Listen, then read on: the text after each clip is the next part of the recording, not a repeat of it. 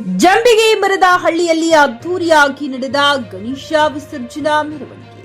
ಚಿಕ್ಕಬಳ್ಳಾಪುರ ಜಿಲ್ಲೆಯ ಗುಡಿಬಂಡೆ ತಾಲೂಕು ಸೋಮನಹಳ್ಳಿ ಗ್ರಾಮ ಪಂಚಾಯಿತಿ ವ್ಯಾಪ್ತಿಯ ಜಂಬಿಗೆ ಮರದ ಹಳ್ಳಿಯಲ್ಲಿ ಪ್ರತಿ ವರ್ಷದಂತೆ 51ನೇ ವರ್ಷವಾದ ಈ ವರ್ಷವೂ ಸಹ 6 ಅಡಿ ಎತ್ತರವುಳ್ಳ ಗಣಪತಿಯನ್ನ ಗ್ರಾಮದ ನಡುಬೀದಿಯಲ್ಲಿ ಶ್ರೀರಾಮ ಸನ್ನಿಧಿಯಲ್ಲಿ ಪೂಜಿಸಲ್ಪಟ್ಟಿದ್ದು 5 ದಿನಗಳ ಕಾಲ ಗ್ರಾಮಸ್ಥರ ಒಡಂಬಡಿಕೆಯಿಂದ ಮಹಿಳೆಯರು ಪುರುಷರು ಎಂಬ ಭೇದ ಭಾವವಿಲ್ಲದೆ ಮಕ್ಕಳು ದೊಡ್ಡವರು ಎಂಬ ತಾತ್ಸಾರವಿಲ್ಲದೆ 5 ದಿನಗಳ ಕಾಲ ಗ್ರಾಮದ ಮಕ್ಕಳೊಂದಿಗೆ ವಿವಿಧ ರೀತಿಯ ಸಾಂಸ್ಕೃತಿಕ ಕಾರ್ಯಕ್ರಮಗಳನ್ನು ನೆರವೇರಿಸಿ ಭಾನುವಾರದ ದಿನದಂದು ರಾಜಬೀದಿಗಳಲ್ಲಿ ಮೆರವಣಿಗೆಯ ಮೂಲಕ ಗ್ರಾಮದ ಮಹಿಳೆಯರು ಪುರುಷರು ಮಕ್ಕಳು ಜಡಿಮಳೆಯನ್ನು ಲೆಕ್ಕಿಸದೆ ಕುಣಿದು ಕೊಪ್ಪಳಿಸಿ ಬಹಳ ಅದ್ದೂರಿಯಾಗಿ ವಿಸರ್ಜನೆ ಮಾಡಲಾಯಿತು.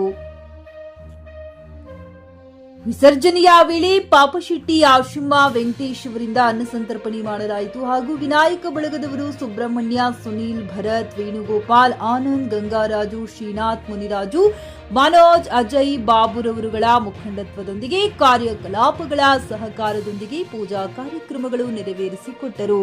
ಮೆರವಣಿಗೆ ಮತ್ತು ವಿಸರ್ಜನೆಗೆ ಬಾಲು ಮತ್ತು ರಮೇಶ್ ಅವರು ಟ್ರ್ಯಾಕ್ಟರ್ ಸೇವೆ ಮಾಡಿಕೊಟ್ಟಿದ್ದರು. ಜೆಎನ್ ಕೃಷ್ಣಾರೆಡ್ಡಿ, ಚಿಕ್ಕಿ ನ್ಯೂಸ್ ಕನ್ನಡ, ಚಿಕ್ಕಬಳ್ಳಾಪುರ.